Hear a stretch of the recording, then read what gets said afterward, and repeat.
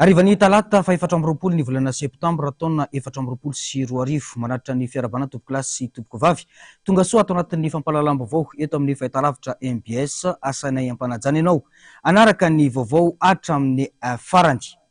Ny tontolon'ny fifidianana no isataratsika ny fiarahana tsy mifanaraka amin'ireo fifanarahana mifehy ireo firenena mivondrona eo anivony vondrona afrikana sy ny SADC ny fanakanana kandidat tsirotsaka ofidina toy izay mahazo ny Flora Valmanana ho amin'ny fifidianana ben'ny tanàna. Io maraina io dia nisy ny fionana teo amin'ny solotena manokany filohan'ny vomiera mivondrony afrikana eto Madagasikara Ramatoa Alice Zumukunda sy ny Flora Valmanana. Raha tsy ivona tokoa manko dia ny 20 ny volana Jolay tany Pretoria no namoahany SADC sy ireo firenena mikambana ao aminy ireo antsoina hoe principe momba ny fifidianana ara-pomba demokratika. Isan'izany ny fanajana sy ny fiantohana ny tsy fiandaniny ireo rafi-pitsarana sy ireo rafitra mpikirakira ny fifidianana. Io ihany koa ny fiantohana ny fahafahan'ny tsirairay mirotsaka ofidina na andatsabatso. Zo amin'ny maha-olom-pirenena ny fahafahana mirotsaka ofidina. Ny 12 septambra lasa teo moa no nametraka ny antota-taratasy firotsaka ofidiny ho ben'ny tanàna eto Antananarivo renivohitra ny Flora Valmanana. No laviny OVEC no izany ny filazana fa tsy ampy ny taratasy manamarana ny fandoava-ketra ary dia no mafisy ny seny izay fanapahany OVEC izay. Nampakatrandra teny anivon'ny fitsarana amsana ny ady amin'ny fanjakana ny antokotiko Madagasikara ka ny alady ariva dia nilavina ary nilaza ity fitsarana ity fa tsy azo raisina ny fitoriana napetraka ny team andrasana moa izay fivoarany ity raha ity. Mbola eo amin'izay vaovao izay atrandy manoloana ireo anarana maromaro voalaza fa asolo ny kandidat Marc Ravalomanana dia nitondra fanazavana manoloana ny vaovao-miparitaka ny sekretera jeneraly ny antoko team Rina Randriamasinoro androany. Misy taratasy andrasana avy amin'ny fitsarana vao isy ny fanapahan-kevitra horaisina amin'ny dingana manaraka hoy ny fanazavany fanadiadiana eo amin'ny saritsin-dratsariny Andry Rakotomalala. Raha mbola tsy tonga ny notification avy amin'ny fitsarana dia mbola kandidat ny Flora Valmanana araka ny voafaritry ny lalàna 420 tsipika 420. Mbola miandry izany hatreto ny antoko satria ny lalàna no mametraka izany hoy ny sekretera jeneraly ny antoko team Rina Randriamasinoro.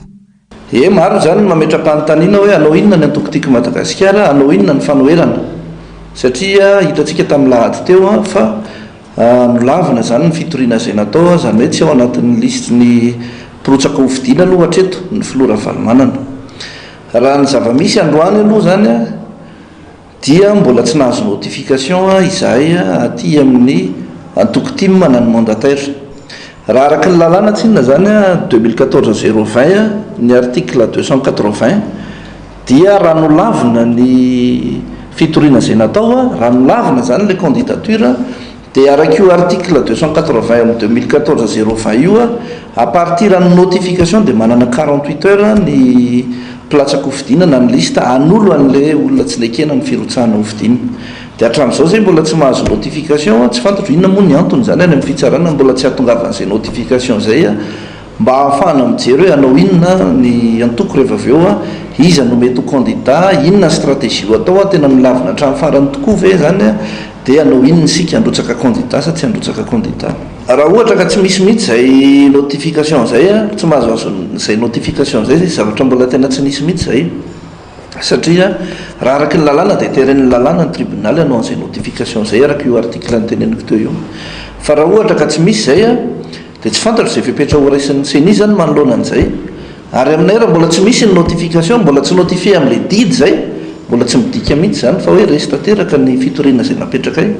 Mbola tsy nisy anarana mivoaka atreto manoloana ny vaovao miely fa misy anarana maromaro voatanisa fa asolo ny maha-kandidat ny Flora Marc Ravalomanana hoy hatrany ny fanazavana.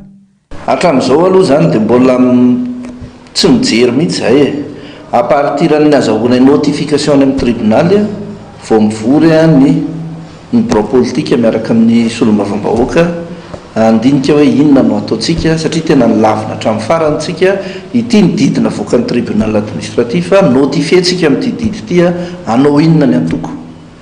Raha mbola tsy mahazo an'izay didy eo am-pelantanan'izay zay miaraka amin'ny notification minotifie hoe efa tsy hisy hevitra tsony ity tsy mbola mieritreritra mihitsy hoe iza ny candidat. Araka izany dia mbola tsy misy anarana mivoaka ofisialy hatramin'ny androany fa asolo ny Filomary Karavalomanana. Eo koa ny dingana ho ataony Antokotima amin'izao olana ara-politika izao. Ho ampitana eto ihany ny fivoaram-baovao.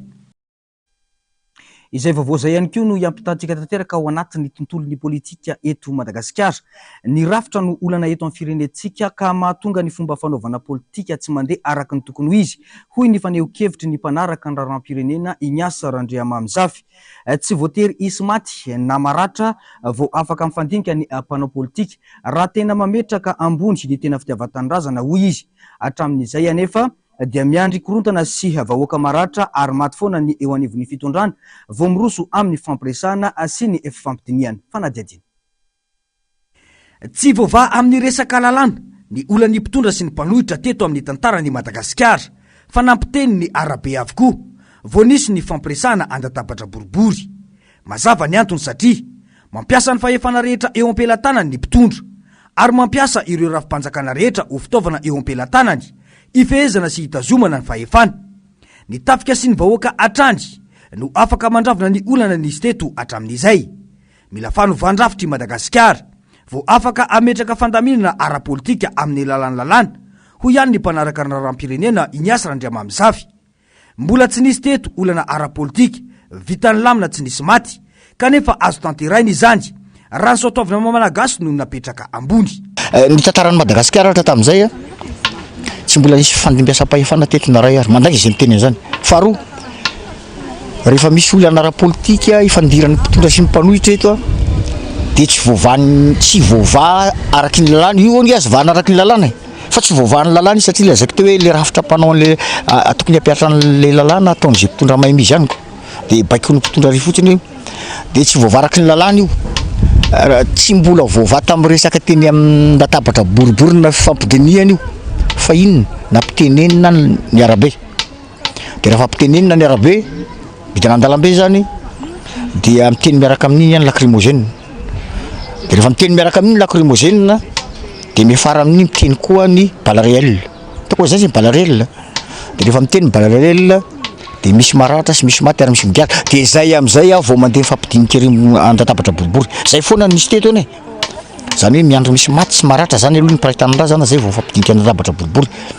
Zany indray tafateny misy efa maninona no mividy fitaovam-piadiana ny gasy. Tsy mbola naheno ny fitaovam-piadiana nividin'ny gasy ka namonoana ny vahiny tany ivelan'ny tany nanentina n'Afrika tany fa namonoana ny pahitanana tamin'ny foana io. Ary pahitanana tsy manatsiny eo anatin'ny crise politique. Tokony hieritreritra zany zany tsika rehetrarehetra inona no atao hoe dia io nahatonga ny rafitra daholo aza mieritreritra hoe zavatra fa rafitra le olona manatanteraka le rafitra eo ihany fa le rafitra misy zany tsy mifanaraka amin'ny toe-karena malagasy, tsy mifanaraka amin'ny fotom-pisainana sy ny tantaran'i Madagasikara, tsy mifanaraka ny fomba amam-panao sy ny fandiniany gasy ny atao hoe demokrasia ka raha tsy le rafitra mihitsy no vanatanteraka any. Dia zay lazaiko zay hoe ny rafitry ny république roa ihany dia ny république état unitaire zay système frantsay io dia ny système fédéral système anglo-saxon. Dia anjarantsika mandinika hoe eto ambonin'ny tany iza amin'ireo rafitra roa ireo zany aloha ny tena misy demokrasia indrindra. Anjaran'ny malagasy isa no mandinika sy mandray ny fanapahan-kevitra manoloana izao olana mipetraka eto amin'ny firenentsika izao. Tsapa-mantso ity mpanaraka raharaham-pirenena ity fa isaky ny 20 taona dia misy foana fofona korontana ara-politika eto amin'ny firenentsika. Miova rafitra no mety amin'ny Madagasikara hoy ny fanamafisany. Miankana voaka malagasy io ka miankana voaka malagasy hoe tianova le rafitra isahijanona amin'io fa tsy maintsy miditra any amin'ny république fadimy ianao aloha zay satria ny république faefatra nge état unitaire. Dia raha tsika zany ianao rafitra fédéral dia miditra république fadimy fa miankana voaka malagasy io rozy voaka malagasy hoe mety aminay raha ngaty fa zakana izy zao izy dia mijanona zany tsika menakava indrindrandrindra zay manana fahefana sy manana hery afaka manao an'izany. Raha mety amin'ny mpanao politika rehetrarehetra io dia mety amin'ny manampahaizana sy rehetrarehetra io dia mety amin'ny fisarahana io dia mety amin'ny administration publique io ka raha mbola mety koa io amin'ny tafika sy ny gendarme sy ny polisy dia mijanona eo zany tsika niko. Fa rehefa matsapa ny rehetrarehetra hoe tena tsy mety tokotran'izao fa tsy miteraka fampandrosoana ny Madagasikara ary tsy voaja ilay demokrasia ary miteraka foana crise cyclique. Ny antsika gasy ty nge fa lasa crise cyclique eo anelanelan'ny 7 ka hatramin'ny 12 taona eo dia misy crise politique foana. Dia raha ohatsika mbola mety amintsika io dia velao zany ohatran'io dia miverimberina eo dia miverimberina eo fa averiko foana rehefa misy foana ny crise politique dia maty foana ny toe-karena dia verina zéro foana tsika ka anjaran'ny tsirairay zany mandinika hoe ary io azovana ny rafitra sy tsy azovana sy rafitra tsy azovaina zany azovaina io fanarana andoranga vaina ty fa tsy mba mpandroso ny firenena mihitsy ary maty ny toekarenantsika eny de azovaina nge io fa zany manahirana hoe maninona tsy maintsy midina eny an-dalambe de maninona rehefa midina eny an-dalambe de maninona miandro misy maty tsy maratra vo mifampidinika azo atao nge midina eny an-dalambe tsy misy maty tsy maratra azo atao tsara mihitsy zany fa maninona no tsy maintsy asina maty tsy maratra zay vo ifampidinika azo atao mifampidinika tsy mila midina eny an-dalambe fa maninona ny miandry an'zany satria lay fombita tanana le firenena misy zany lasa ohatr'izay de tantaran'le firenena zany teniko zao tsy zany namorona zany tantara zany aloha de raha mbola miandry ny fiverenany tantara foanitsika eny de ohatr'izay zany ko eroa ihany no afaka mandamina ny zava-misy dia ny tafika sy ny vahoaka sarotra nefa no inono fa andray andraikitra amin'izany ny tafika satria efa hita ny fomba fanaovana politika indrindra tamin'ny taona 2024 ireny ny vahoaka no mila samijoro sy mandray andraikitra noho izany ho iantrany ny fanazavana fa iverina vetivety ao anatin'ny tontolon'ny fifidianana isika mandray andraikitra feno isin'ny fifidianana manaraka ny fenitra demokratika ny firaisamonim-pirenena amin'ny fanohizana ireo adisesika sy fanatsarana maro hoentin'izy ireo eo anatrehany tompon'andraikitra tamin'ireo fifidianana ny sesy teto amintsika ankoatr'io anatin'ny fanabeazana ny olom-pirenena izy ireo izay tena mbola ilaina ny fanomanana betsaka hoy ny fanamafisana tafiditra ao anatin'izany ny aifidy fitaovana tsotra fampitahana ny kandida natao ampiasainy mpifidy tsirairay izay efa ny volavolainy Transparency International tamin'ny tondasa andomiaratina sy Mathieu Précy no mitatitra amintsika ny antsiprian'izay tsy mitaza-potsy ny famiteny ary mitondra ny anjara biriky ny sina fifidianana manaraka ny fenitra demokratika ny Transparency International Initiative Madagascar izay itoviny fomba fijery amin'ireo firaisamonim-pirenena maro de aza miteny hoe tsy miteny zahay satria miteny fiarahamonim-pirenena fa le izy fotsiny izay miteny sy ny olona mandrevy satria hitanareo efa nisy recommandation nataony OSCE naterina teny amin'ny tompon'andraikitra manaova izy sa tsy manao anjaranareo manontany azy eny amin'ny tompon'andraikitra fa izahay eto dia mahita hoe raha ny resaka fanomanana ny olom-pirenena amin'izay fifidianana zay ny resaka éducation etc mbola betsaka ny tokony ataontsika ho an'ny tandrifinay zany zao dia manomana zay amin'ny resaka fifidianana communal ny resaka aifidy zay atao amin'ny ao anatin'izay fifidianana zay manao ny fanaraha-maso amin'ireo adisisika fanatsarana sy fitakina maro no entin'izy ireo teo anatrehana ny tompon'andraikitra tamin'ireo fifidianana ny sesy teto amintsika ny firaisamonim-pirenena amin'izao fiatriana ny fifidianana communal izao ho antoky ny mangarahara etsandany koa dia manohy foana zay ny resaka suiviana dépense électorale araky ny efa natao fantaniana apetraka foana hatramin'izay ny hoe avy aiza ny vola ampiasain'ny candidat ny atoko tsy misy valiny hatramin'izao mbola andrasana koa ny inty izy ny tatitra ataon'ny CCFVP momba ny hoe nanahoana ny fomba nampiasan'ny candidat ny atoko ny vola nandritra n'izay nisy fifidianana teo nisy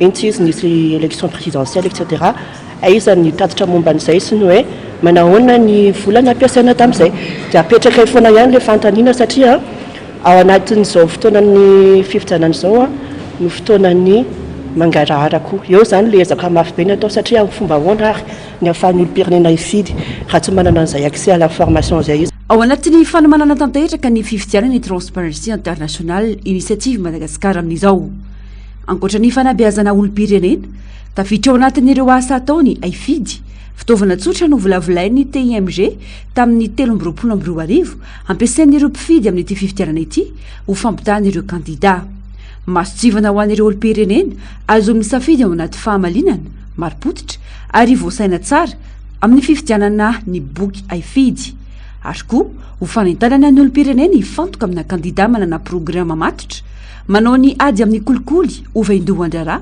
ary mandala ny fahitsiana sy ny tamberina raikitra mbola eo amin'izay tontolo ny fifidianana izay atrany mbola manana 2 andro hatramin'ny alakamisy 24 ny volana septambra ho avy izao ireo maniry irotsaka hofidiana ho ben'ny tanàna sy mpanolontsaina manerana nosy anatitra ny antota-taratasiny eny anivony OVEC hatramin'ny omaly 2 mahery ireo kandida nametraka ny dossier manerana any Madagasikara raha ny vaovao azo itsakilan'izany dia tsy mbola nisy nametraka antota-taratasy kosa ho an'ny teto Antananarivo renivohitra taorian'ny fametrahany filoha Marc Ravalomanana ny antota-taratasy ny 1 septambra lasa teo. Anjatony kosa ireo maka fanazavana eny anivony OVEC. Fanadiadiny Ando Miaratina eo amin'ny sary sy ny ratsariny Mathieu Prince Atranty. Nisokatra nanomboka ny 5 septambra lasa teo ny OVEC manerana ny boriboritany 20 manerana ny Madagasikara andraisana ireo antota-taratasy firotsako fidiana oben'ny tanàna sy mpanolotsany tanàna izay atao ny 12 desambra ho avy izao. Nitarina hatramin'ny alakamisy 9 septambra ho avy izao ny fandraisana ireo antota-taratasy raha ny fanovana tamin'ny ampahany didi-panjakana 4 tsipika 5 nivoaka ny 1 aogostra 4 raha tokony ho tapitra ny 7 desambra lasa teo izany. Hatramin'ny androany ny kandida Ravalomanana marika ihany no efa nanatitra ny antota-taratasy firotsako vidiny ho an'ny teto amin'ny OVEC Tanaville saingy tsy nankatoaviny io. Anjatony kosa ireo manontany ireo pitsopitsony ilaina amin'izany na dia faharoa andro aza sisa no ananany ireo maniry ilatsako vidina. Eto anivon'ny OVEC Antananarivo dia mbola tsy nisy nandrotsaka antota-taratasy izy ireo fa ny manao maka renseignement zany makasika an'izay no betsaka tonga eto eo amin'ny zato nakanaka renseignement teto maniry ilatsaka candidat daholo ireo olona. Mitaraina sy manana olana tamin'ny fikarakarana ireo antota-taratasy takina aminy ny ankamaroan'ireo mpilatsako vidina. Antony goavana nampihemitra ny maro tamin'izy ireo ka mahavitsy ireo nametraka dossier. Raha tamin'ny fiandohan'ny fotoana nandraisana ny antota-taratasy dia resaka nationalité no betsaka nefany taty aoriana araka ny didi-panjakana iny dia nalana tao anatin'ny antota-taratasy ny nationalité. So tsika amin'ny teny zao zany dia ireo olona zany misalasala hoe aiza ny anaovana resaka légalisation dia afaka mandray ny amin'ny commune na district ary ny préfet. Lasa fahazarana ho an'ny malagasy ny miandry amin'ny ora farany sy fotoana farany. Tokony ho mailo ihany anefa satria 27 ora no ananana raha toka tsy lavorary ny dossier. Tsy misy intsony anefa io 27 io dilany androany. Tsy maintsy mitondra ny raharaha eny amin'ny seniera ka izany mpirotsako vidina raha misy tsy fampina na tsy fandavirariana ny antota-taratasy ary manaraka ireo antanatohatra samihafa voalazany lalàna. Eto zany dia manentana an'ireo candidat maniry mbola ilatsaka eto amin'ny Antananarivo renivohitra. Raha misy tsy fetezany ny resaka antota-taratasy tonga avy aty amin'ny OVEC Antananarivo fa vonony izay hanampy sy hanoro an'ireo candidat maniry ny ilatsaka oben'ny tanàna sy mpanolotsaina. Raha rehefa mifarana ny fametrahana ny antota-taratasy ny 20 ny volana dia tsy mahazo an'ilay 27 ora intsony ny candidat mametraka amin'ny. Hatria zany fahafahan'ny OVEC manatanteraka ny fandraisana ny taratasy filatsako vidina. Aorian'izay izy dia manana 27 ora ihany koa izy eny anivon'ny CNIFOIB.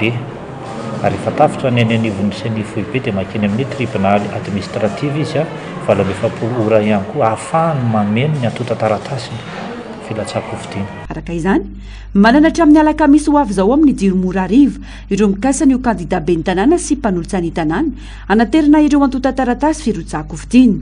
Amin'ireo komina 5 eto Madagasikara tsy misy afa-tsy candidat 12 ireo efa nametraka taratasy firotsako vidina hatramin'ny omaly raha ny vaovao. Ho an'ny OVEC Atsimondrano manokana izay manana komina 9 ireo antota-taratasy firotsako vidina voarain'izy ireo hatramin'ny omaly. Saika mirotsaka amin'ny anarany tsy miankina ny maronisa tamin'ireo raha samy 12 avokosa ny any Timma sy ny Irmar. Tsaivina hatrany fa fonany fitakina ny certificat de nationalité na ny taratasy fanamarinana ny fizakana zom-pirenena malagasy amin'ny antota-taratasy firotsako vidina.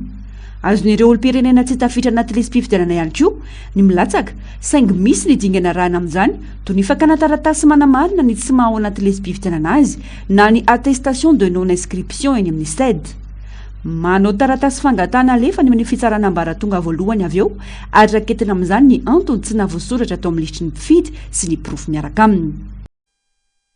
Fa tafapetraka ny maraina teo ny taratasy maha-kandida ho ben'ny tanàna any Herinaivo Vojanahary ao amin'ny commune Soalandy ao anatin'ny district Antananarivo Atsimondrano. Nanamafy ny tenany fa tsy maintsy isy ny drafitra apetraka mba hitondrana fampandrosoana ho an'ny commune izay efa notantaniny 12 taona aty aoriana. Fanadiadina. Herinaivo Vojanahary no kandida ho ben'ny tanàna atolotry ny Antoko-Tima ao amin'ny commune Soalandy ao anatin'ny district Antananarivo Atsimondrano. Tsy mora ny fikarakarana ny antota-taratasy hoy ny fanazavana. na izany aza tafapetraka Soamantsara izany ny ariva teo fanambogoavana no apetraka ho an'ity commune ity hoy ny candidat Erinay Voravojanahary. Tena moa fa teo hatram'izay nomboka 2007 ka tamin'ny 2012 dia miverina indray zao dia anatsara tanteraka ny fifandraisana amin'ny fiarahamonina manontolo zany sy ny vinam-piainan'ny fiarahamonina moa zany dia ny fiainan'ny vahoaka any ambanivohitra no tena ho karakaraina ny zatra tena ilain'ireo zany amin'izao fiaina zao zany dia ny fiaina sakafo andavanandro mihitsy ny tena olana dia olana amin'ny fiarahamonina zao ny fotodrafitrasa moa zany dia averina anatsara tanteraka indray na ny lalina ny eo amin'ny sekoly na eo amin'ny fahasalamana zao zany tsy maintsy hojerena akaiky daholo aloha zao indrindra fa eo amin'ny fiveloman'ny mponina zany famezina asa ho an'ny tsirairay izay ho tediavina tanteraka mihitsy any ambanivohitra amin'izao fotoana zao. Raha ny fantatra dia efa be ny tanàna atao amin'ity commune ity ny tenany nanomboka ny taona 7 ka hatramin'ny taona 2024 tanjona apetraka ny fijerena manokana ny fanatsarana ny fiainan'ireo mponina izay saika mivelona amin'ny tontolo ambanivohitra raha ny nambarany hatrany. Raha ny fantatra ihany koa dia tafapetraka androany ny antota-taratasy firotsahako fidiny ny candidat atolotry ny firaisankina ao amin'ny commune Mahajanga voalohany Andriamatoa Rivorakotovao sy ireo prailista aminy ho ampitaina amintsika eto ihany moa ny andindininy mahakasika izay rehetra izay fa afaka 3 volana eo isika dia hiatrika tanteraka ny fifidianana izay ho ben'ny tanàna manerana any Madagasikara. Fifidianana manakaiky vahoaka io ka andrasany maro ny manodidina ity tontolo ny fifidianana ity zo fototra mifidy ary adidy koa satria amin'ny alalan'ny fifidianana no ahafahan'ny vahoaka mametraka ny mpitondra izay heveriny fa afaka hitondra ny fampandrosoana ho an'ny commune misy azy. Itsakilan'izany dia mangety tafantatra ny irosona amin'izany ny ankamaroan'ny olom-pirenena fanadihadiana. Hiatrika fifidianana izay ho ben'ny tanàna ireo commune 570 manerana ny tany repoblika Madagasikara afaka volana vitsy sisa. Raha ny hitatra eto dia mavitrika amin'ny fandraisana anjara ny zotram-pifidianana ireo olom-pirenena. Eny anivon'ny fokontany ohatra manantona ireo birao-pokotany misy azy ireo ny olom-pirenena manamarina ny anarana ao anaty listim-pifidianana azony mananantoka fa afaka handray anjara amin'ny fifidianana izy ireo. Miandrandra fiovana ny olom-pirenena ka anisany antondray lehibe manosika azy ireo hifidy izany. Efa ao anaty listim-pifidianana hifidy mihitsy amin'ity amin'ny fifidianana mery ity. Mba te hiova zany le tanàna Antananarivo ny mba hoe madio fa izao manko maloto dia tena maloto. Mahafinaritra mihitsy hoe mba te adio zany ny tanàna. Mba te hiova ho le tanàna Antananarivo.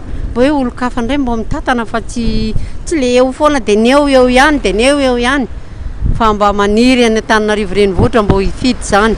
Mba hirotsaka hifidy dia mba hiova ny tanàna mba izay mba etaeta. Satria zany efa naresy lahatra hoe mavita ny tanàna atao madio dia mba te hiova na ny toe-tsaina na ny toe-po ny toe-panandry indrindrindra olona mivavaka izay zany mba tena hoe irina. Olana maro lafo no sedrainy isam-batan'olona sy ny isa-tokantrano. Mila mpitantana mahainy marary ny vahoaka ka manana vahaolana maharitra manoloana izany amin'ny alalan'ny paikady mahomby ny eny amin'ny fiarahamonina. Ny fifidianana ihany aloha hatreto ny vahaolana iray ahafahana mamaha izany olana izany. Tafiditra mahatonga na hifidy izany mba te hiverina amin'ny fiainana taloha. Olona tokony vonona tena hoe anarina an'ity firenena efa tafalatsaka ity.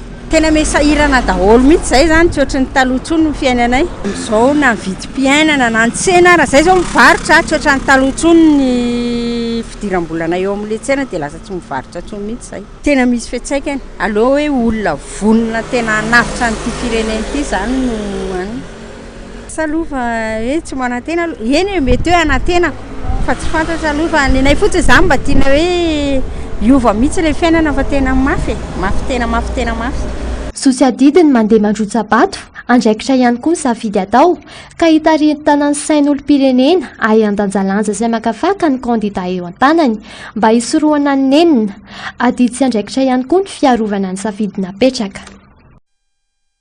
Fa lasa fahazarana ho an'ny ankamaroan'ny malagasy sy ankehitriny ny mizara vaovao avy hatrany tsy voamarina akory ka mety hiteraka korontana amin'ny fiatrenana ny fiainana andavanandro indrindra ao anatin'izao fotoam-pifidianana izao. Mila apetraka mazava ny fanabeazana ny olom-pirenena ananan'ny kolotsaina tia mikaroka sy mametraka fanontaniana isorohana ny fiparitahan'ny vaovao diso sy ny nanodisoana miparitaka etsy seroa. Zo ny olom-pirenena rahateo ny misitraka vaovao marina sy maripototra iantoka ny filaminana maharitra fanadiadiny ando miaratina eo amin'ny sary sindratsariny Mathieu Prince. Loza mitata ho an'ny fiarahamonina malagasy ny fiparitany vaovao diso sy nodosoana manampitrotraka izany ny onono izay ry lasa miara-miaina amin'ny rehetra. Vanim-potoana mampirongatra izany ny fotoam-pifidianana toy izao hanelezana ireo vaovao diso. Matetika rehefa misy ny trangam-pifidianana dia misy mampiasa ny vaovao disoana ao amin'ny lafiny fifidianana izany.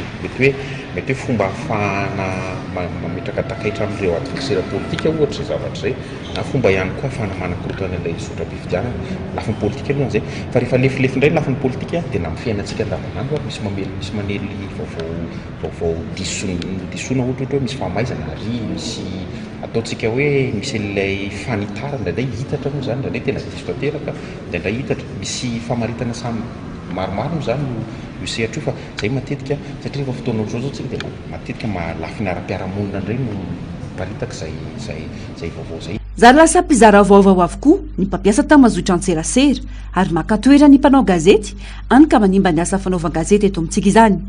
Ampiasainy vaovao fitaovana noerana ny tsirariny ka mety hanimba ny fiarahamonina. Misy olona dia mampiasa ny vaovao ho fitaovana na politika io na ara-ekônomika fitaovana ataontsika hoe anaovana ny tsirariny dia fitaovana ihany koa ahafahana mamboly korotana ihany koa dia anisan'ny fampitandremana ihany koa fampitandremana ngezabe zany ho antsika mpanao gazety izay mikirakirany vaovao fa indrindra ihany koa ho an'ny pirenena satria amin'izao nohon'ny tambazotra an-tserasera dia lasa ataontsika hoe mpampita vaovao-dolona ny pirenena tsotra dia mila fanabeazana izay tsy mila fianarana. Lasa fahazarana ho an'ny rehetra ankehitriny ny fizarana vaovao tsy voamarina akory ka mety hiteraka korontana amin'ny fiatrena ny fiainana andavanandro indrindra amin'izao fotoam-pifidianana izao.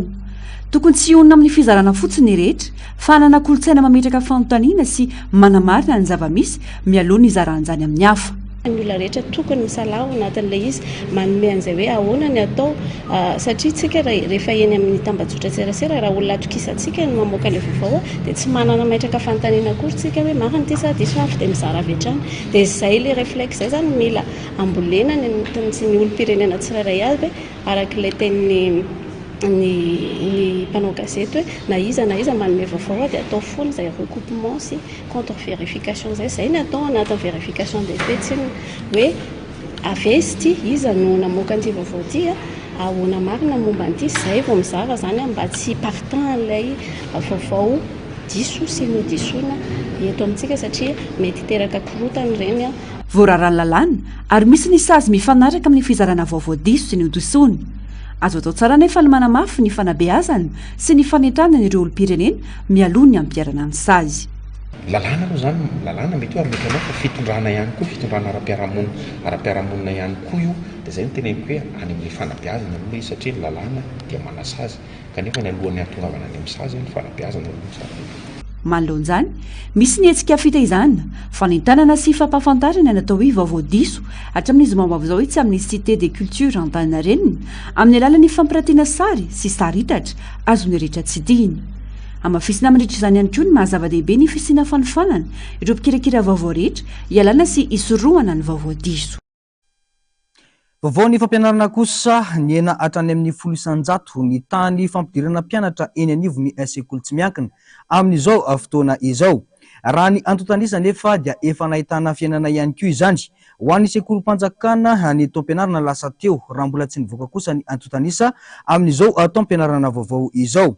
Raha nitatitra navokiny UNESCO farany dia mbola isan'ny voatsikajy ho firenena miaina krizy ara-panabeazana i Madagasikara ankehitriny. Fanadiadina eo amin'ny sary sindratsariny Andry Rakotomalala. Ny totongana 900 mahery ny tany fidirana an-tsekoly ho an'ny Madagasikara ho an'ny taom-pianarana 13 sy 14. Raha mbola tsy nazahoana antotanisa ity taom-pianarana 14 sy 15 ity. Raha ny fanadiadina natao dia niena hatrany amin'ny 100 ny tany fampidirana mpianatra eny amin'ireo sekoly tsy miankina amin'izao taom-pianarana izao raha mitahata amin'ny taondasa. Antony maro no mahatonga izany, isan'ny fototra ny fasahirana ny ray aman-dreny izay lasa mibosesika mampianatra ny zanany any amin'ny sekolim-panjakana mba hialana amin'ny fandoavana saram-pianarana.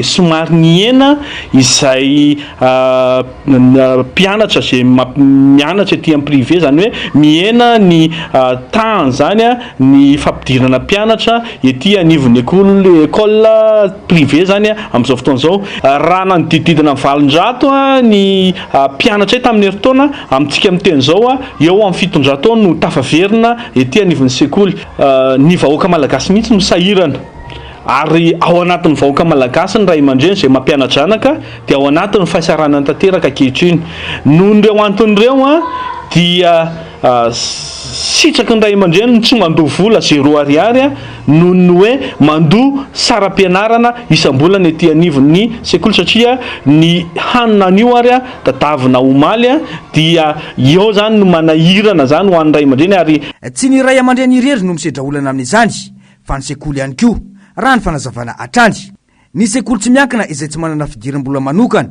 afa-tsy ny saram-pianarana hoy ny fanazavana sedrany école privé ankehitriny zany a hoe midina ny effectif ny école privé nefa dia tsy misy famatrim-bola tsy misy fidiram-bola hafa akoatra ny saram-pianarana ho anay manokana zao tamin'ity taona ity dia na ny frais généraux na ny écolage dia tsy misy nampiakarina satria izay koa dia mitsinjo ny zaza malagasy mba ahafahany mianatra miditra anaty sekoly raha ny fanadiadinana atao atrany teny anivon'ny CEG-na sekolim-panjakana iray teto Andrenivohitra dia mahatratratra any amin'ny 70 ireo mpianatra iray klasy miteraka olana goavana amin'ny setra ny fampianarana nefa izany satria satrotra ny fanaraha-maso ireo mpianatra ireo raha ny fanazavana raha ny fantatra atreto dia voasikazy ho isan'ireo firenena afrikanina misedra krizy amin'ny fanabeazany Madagasikara ny fahasahiranana ara-pampianarana izay midika hoe isan'ny ankizy tsy mahay manoratra sy mamaky teny mifanaraka amin'ny taonany dia tombanana ho 450 isanjato